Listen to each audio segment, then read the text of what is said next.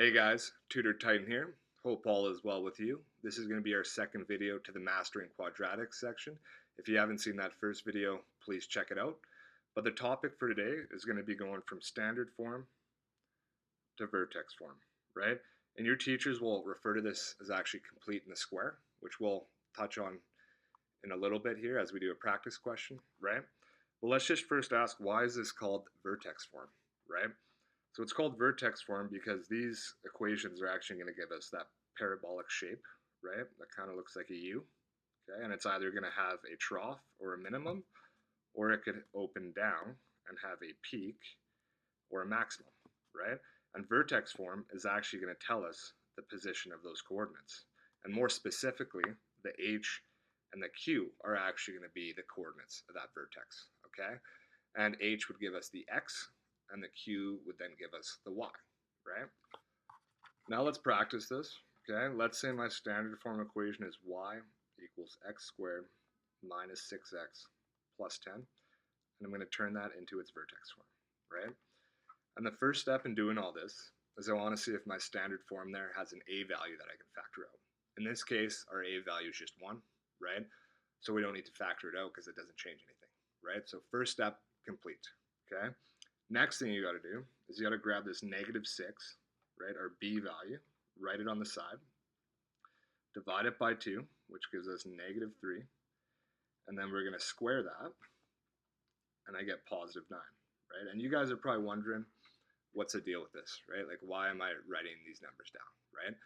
And all you have to know is the process, right? Taking the B, dividing it by 2, and then squaring it.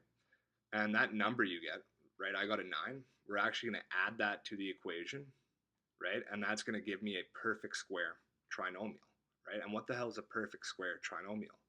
That's something that factors into the same factors, right? So say I have a standard form equation and I get x minus 3 times x minus 3, right? I can actually simplify that and write it as x minus 3 squared, right? And that's actually where this part of the vertex form comes from, right? From that simplification part after you factor. And that's why we're doing this, right? Because we got to actually make it look exactly like that, okay? So let's start by adding that 9 in. And I'm always going to put it right after my B value, okay? And then I can't just add 9 to an equation without taking it away, okay? And the reason for that is because it would change the whole equation, right? It's got to actually still give us the same graph and the same output, right? And then I still have this plus 10 here, okay? And now I'm just going to underline this portion, okay? And what do you guys think that's called? That's the perfect square trinomial, right? That's the thing that's going to give us the same factors, right? So what you're going to do is you're just going to bracket that. You don't have to, right? It's just going to help you kind of separate everything. And then I can actually simplify these two guys, right? Negative 9 plus 10, that's just going to be plus 1, right? And now we should try and factor that thing in the brackets. And if you guys don't know how to factor yet, please watch that first video, okay? But I know that this is going to break right into x minus 3 squared, and then plus 1, right? And my negative 3, where else do we see that here, right? It's actually up here, right? So that's why I get you to write all this stuff down, okay? Because when you're at this point, you just know what it's going to factor into automatically. It's always going to be that number you get after you take the B value and divide it by 2. And if you look, that's actually our vertex form now. Right? We have our A, which is just 1, right? We don't need to write that. We have x minus 3 squared plus 1, right? So now we've actually completed the square. Let's just see what this would look like on a graph, okay? So I'm going to draw my axis here. Okay, and our vertex here is actually going to be 3 and 1, right? So let's say that's 3, this is 1, so it's going to be up there, right? And then, does this graph open up or down, right? It's actually going to open up, and we know that because our A value is positive. If it were negative, it's going to actually be a maximum at this point, right? But if it's positive A, it always opens up.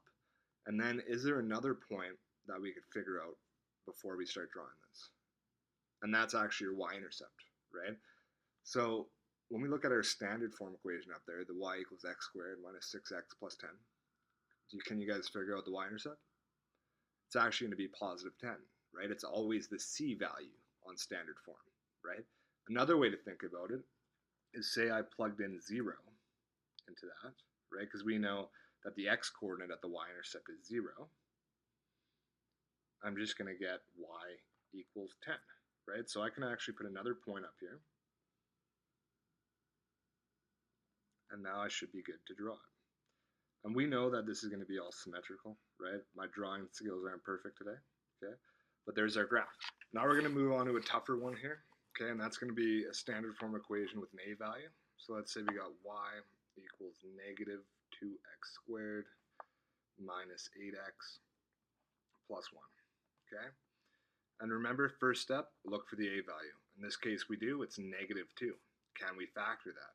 Yes, we can, but it would kind of be ugly if we factored from the 1, right? Because then we'd have like a half, and you don't really see that in grade 11 too much, right? That's more some calculus stuff with all the fractions, okay? So one way to work around that is you actually just factor the negative 2 from the first two terms, okay? So I'm only going to take it out from the a value and from the b value. And when I factor it, I'm dividing, I get x squared plus 4x, and then I still have this plus 1 out here, right? And then the next step is taking that b value, right? In this case, we're not using negative 8. We're using the number after we factor out the negative 2. So that's 4. I'm going to write that on the side. I'm going to divide that by 2. And then I'm going to square it, and I get 4, right? So these are our magic numbers we're going to use, right? Where we're going to add and subtract the equation. So let's start with that. So I'm going to put the plus 4 right after the 4x, because that is our what? Our perfect square trinomial. And then I have to subtract 4, and then I still got this plus 1. Okay? So in the last question, our perfect square trinomial was kind of on its own already, right? Here we have a negative 4.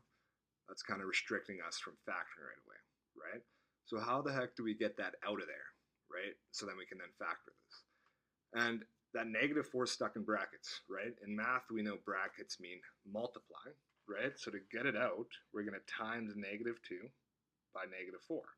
And then we're going to get y equals negative 2 x squared plus 4x plus 4.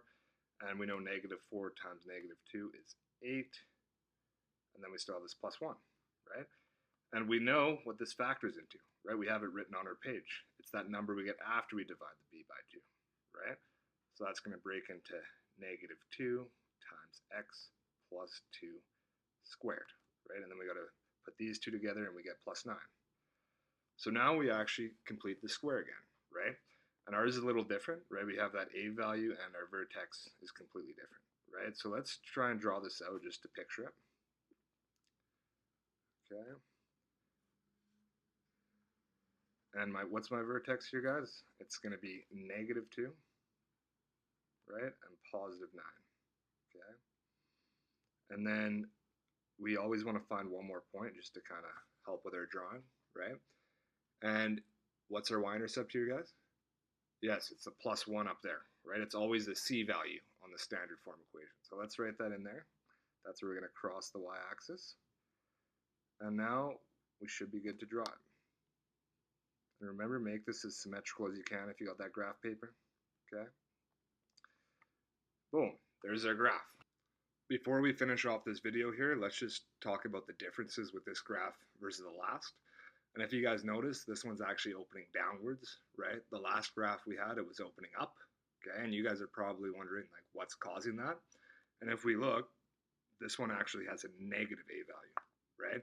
So as soon as that a value is negative, it's going to cause this graph to open downwards and have a max. Last time we had positive 1, right? So our graph opened upwards and it had a minimum, right? And we're not going to touch too much on that stuff on this video. That's more so for domain and range, right? That will be a whole separate thing, okay? But whole purpose today was just showing you guys how to complete that square. Hope I was able to help, and thank you for watching. Good luck with your studies, and bye-bye.